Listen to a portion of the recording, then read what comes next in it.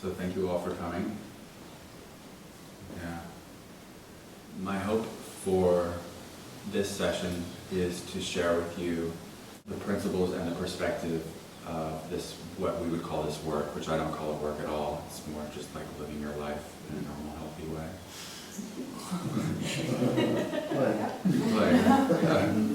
And that's all I'm doing. And the way that I would really love to do this together is through resonance, where we're really working with a communal resonance. In other words, this is not about a hierarchy where I'm telling you blah, blah, blah, blah, blah, what you should think. My inspiration is to share with you a perspective of life and hopefully find a communal resonance together through that. So you're welcome to ask questions as well as thoroughly challenge anything that's not resonating for you in this session. And I'm also going to be working with, I'll be folding all of this into what I refer to as the gift process. So what we're going to start with is this model of biological intelligence. So the biological field and the biological intelligence. So the biological intelligence, the flow of life, this intelligence that is a movement which we could say is its own language, a movement that moves through all of life. And that movement is what I would refer to as love. And the reason why is because it's constantly listening to how life can move forward and extend itself again and again and again. And when you look at nature, what you'll always notice is this universal theme, which is fractaling. So you'll see the constant language of spiraling throughout all of nature.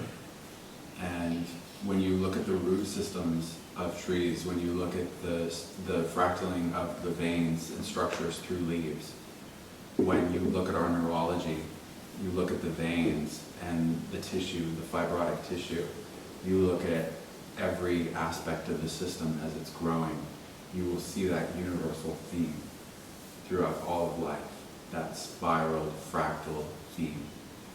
And you see it in the galaxy of the universe. You see it in how the cell shapes to become energy efficient and round.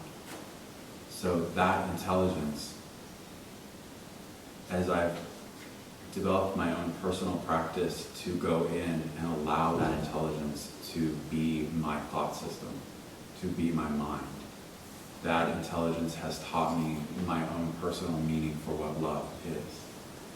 It's an intelligence that preserves life and gives, constantly gives.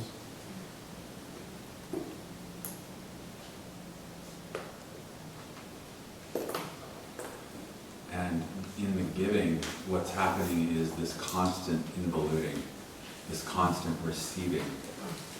And so that fractaling model, that spiraled, arcing, branching, reaching, rooting, spiraling, that whole thing is actually coming from an involuting, a receiving of the self, a receiving of life. So the sun is imploding and its rays are expanding from that implosion. Is this resonating? Yeah. And the heart is pulsing, and in its pulse, it's gushing more and more life through these veins. And so it's this constant falling in on ourselves that fractaling of life continues. It's the receiving of life within ourselves. Is this resonating so far?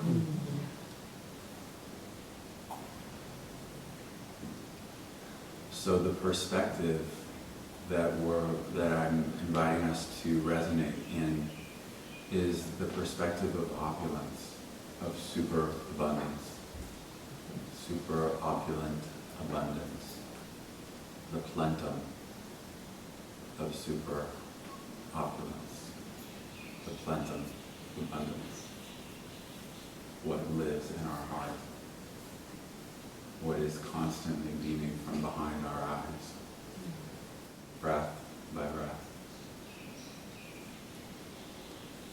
So, why it is that we don't always experience that plentum, that perfect love, the eternal, the source of life that we are, why is it that we don't always experience that ourselves within that?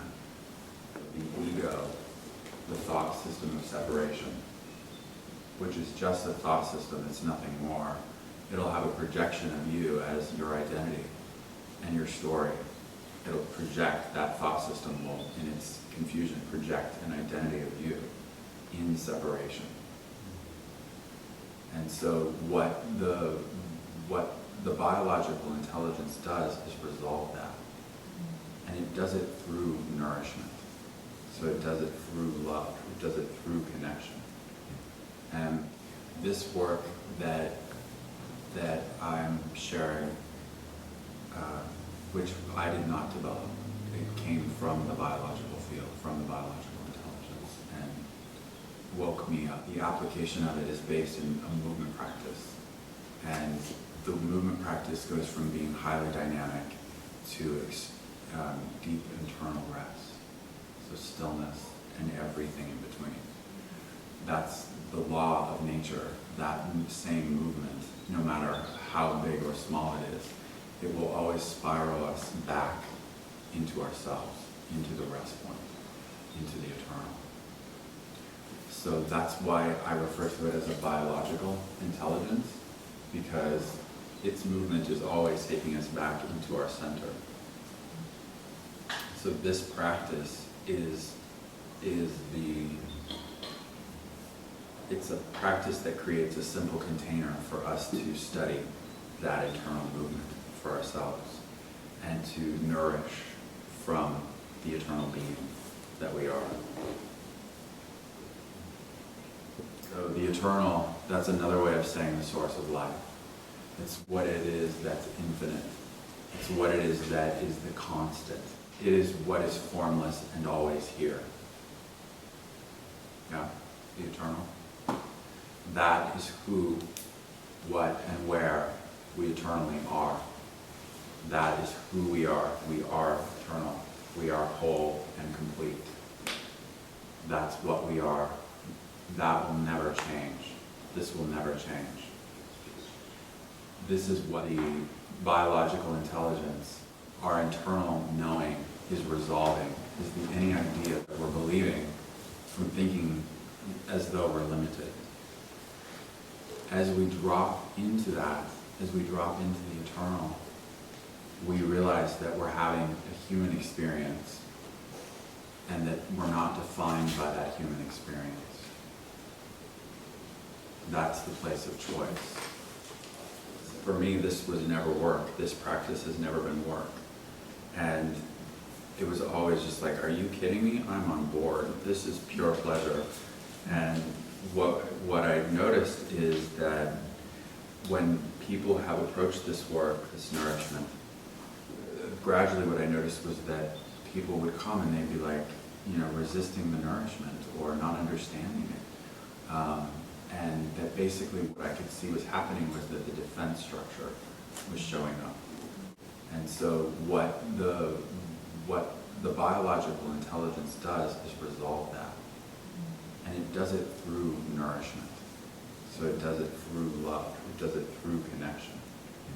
And the reason why I felt inspired to share all of this with you today is so that you can have the principles of the work or the process of the practice and apply it in any place in your life. So once you understand the model that the biological intelligence is constantly offering us, the plentum, once you understand that, you can start applying it in any place. So another way of saying that is you can question the defense structure. You can go, is it based in guilt and shame? Is it based in sadness? What I'm feeling right now? Is it sadness? Is it guilt and shame? Is it fear? Can I question whether that's really me or not? Can I see that anything that's coming from separation and lack can I separate myself out from it for a moment and just go, that could possibly be the defense structure. That identity could possibly be the defense structure. Within that questioning, there's a space for me to then receive the greater awareness of my being. There's a space for me to say, what would it feel like if this came from a deeper connection? What would it feel like? So within that question, there's a focus on nourishment. There's a focus on positive sensation. There's a focus on life, light, joy. Does this resonate? Yeah. So how does the defense structure resolve? How do we see the illusion of fear and lack? It resolves through having an experience of something greater than fear and lack. And the reason why a practice or a school or your own internal school is necessary is to have a container where you create a space for yourself to have an experience greater than your life condition, greater than your present identity. Always. Yeah.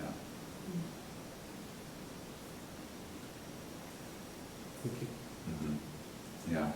It's important to, the reason why I feel inspired to lay out the principles is because you can question every idea if you apply it to the biological field. You can see whether or not it's lawful, whether or not it will stand up in the biological intelligence, or will it fall apart. So that's such a beautiful way to become self-referential. You can take anything and go, will this hold up in the foundation of love? Will this hold up in the foundation of life? And go inward, close your eyes, and let your breath guide that process. Yeah. So when you reach the truth, when you get to the end of something, there's no longer a charge. So the whole idea is for things to get more and more simple, as opposed to complicated. The way that the practice will serve you is it will ground your body into the earth, into the biological intelligence.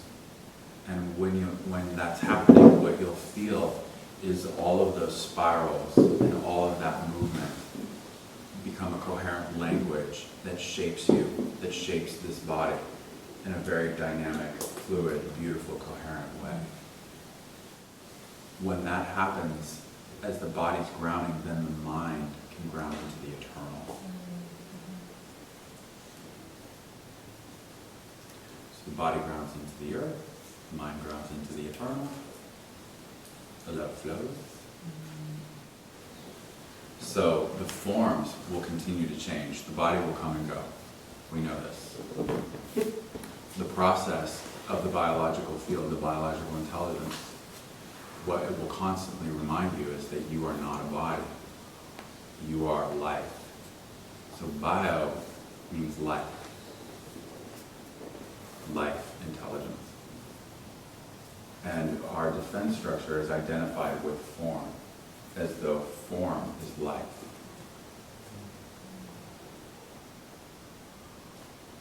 But what the biological intelligence does within its movement is take you back to the place of where life begins.